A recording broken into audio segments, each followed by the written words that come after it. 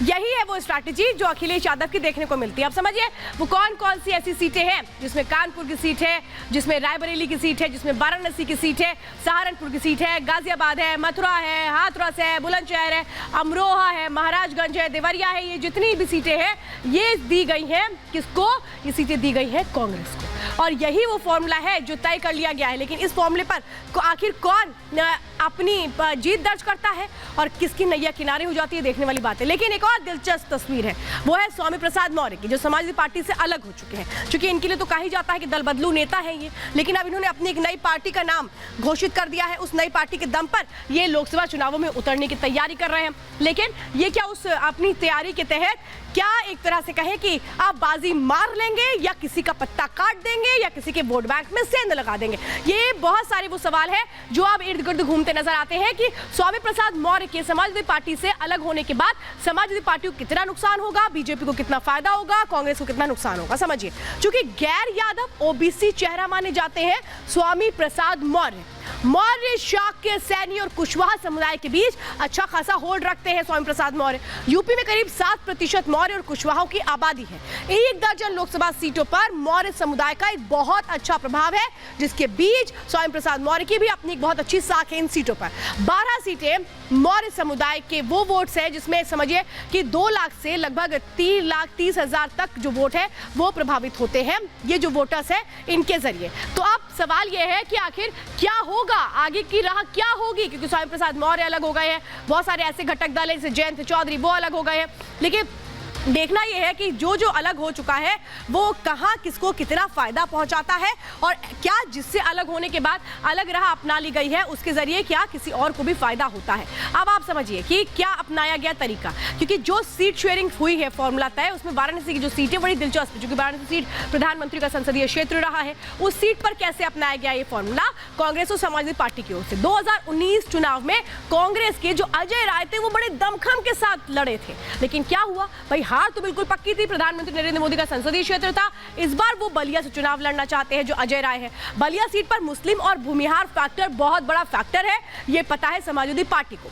सपा के साथ से कांग्रेस की जीत के चांस बढ़ते हैं, ये भी इनको बहुत अच्छे से पता है, इसीलिए दोनों साथ आकर के चुनाव लड़े। बलिया सीट पर समाजवादी पार्टी ने अपने पास रख लिया, यानी अजय राय को किनारे कर दिया है। अखिलेश ने वाराणसी सीट पर प्रत्याशी का ऐलान किया था। अब वाराणसी सीट कांग्रेस को दोबारा दे दी गई है, लेकिन ये यही जो गुड़ा भाग चल रहा है, इसी में तो बड़ा अहम हो जाता है ये समझना कि आखिर कौन किसको हराएगा, कौन किसको जिताएगा। कांग्रेस को मुरादाबाद सीट भी नहीं मिली है, क्योंकि इसकी भी दावेदारी कांग्रेस की ओर से की जा रही थी, लेकिन वो भी उसको नहीं मिली है। अब ये कहें कि मजबूरी भरे हालात है कांग्रेस के आगे कि करें तो करें क्या। अब किसके खाते में एक और बड़ी अहम सीट आ जाती है, अलीगढ़ की सीट की हम बात कर लेते हैं। वो किसकी सीट में खाते में आती है और वो क्यों आती है ये समझिए, क्योंकि वाराणसी सीट सबसे अहम सीट है उत्तर प्रदेश की, वहां से प्रधानमंत्री नरेंद्र मोदी लड़ते हैं और ये माना जाता है कि प्रधानमंत्री के आगे जो भी कैंडिडेट खड़ा होगा उसकी हार तो पक्की है। तो वो एक जस्ट फॉर्मेलिटी मानी जाती है पार्टी की ओर से जब कैंडिडेट खड़ा करते हैं। आप समझिए, समाजवादी पार्टी के खाते में अलीगढ़ को लेकर के जो स्ट्रैटेजी है उससे बड़ा झटका कांग्रेस को लगा है। कभी भी समाजवादी पार्टी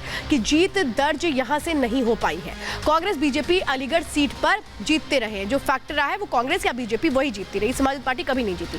पिछले 2 चुनावों से अलीगढ़ सीट बीजेपी के पास रही है और इस बार इनकी कोशिश ये है कि कैसे बीजेपी से वो सीट ले ली जाए। इसीलिए कोशिश रही कि भाई कांग्रेस को ये सीट दे दी जाए, क्योंकि कांग्रेस इस सीट पर एक बार बहुत पहले जीतती आई है। लेकिन ये जीत का जो फॉर्मूला है कितना हिट होगा, कितना फ्लॉप होगा, और वो राहुल गांधी जो अभी तक उत्तर प्रदेश के युवाओं का अपमान करते आ रहे थे, वो इस गठबंधन के तहत क्या एक तरह से कहे जीत दर्ज कर पाएंगे। लेकिन अमेठी में कैसे स्मृति ईरानी ने अपना खूंटा गाड़ दिया, अपना घर बना लिया, आज वो तस्वीरें भी देखने को मिली। एक रिपोर्ट देखिए।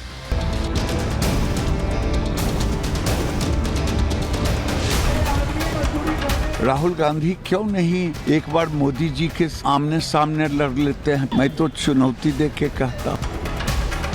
सपा हो, बसपा हो, कांग्रेस हो, इन सब में भगदड़ मची हुई है। लोकसभा चुनाव जैसे जैसे करीब आ रहा है, सियासी पारा चढ़ता जा रहा है।